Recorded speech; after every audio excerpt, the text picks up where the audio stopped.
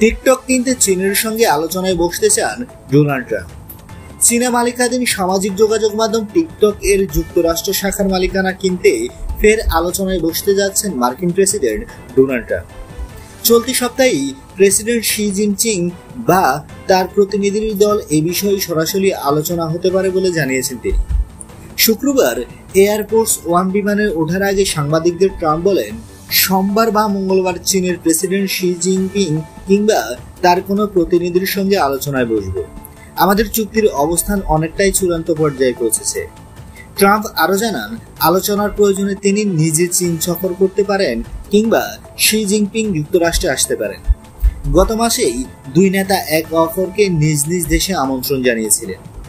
গত মাসে president Trump চীনা প্রযুক্তি প্রতিষ্ঠান বাইটডান্স ও আলটিমেটাম দিয়েছে, বলেন 17 সেপ্টেম্বরের মধ্যে টিকটকের যুক্তরাষ্ট্র অংশ বিক্রি করতে হবে, অন্যথায় অ্যাপটি মার্কিন বাজারে নিষিদ্ধ হবে। বন্ধুরা, নিত্য নতুন এক্সক্লুসিভ খবরাখবর সবার আগে পেতে আমাদের ইউটিউব চ্যানেলটি সাবস্ক্রাইব করে পাশে থাকা বেল আইকনটি অন করে দেওয়ার অনুরোধ রইল।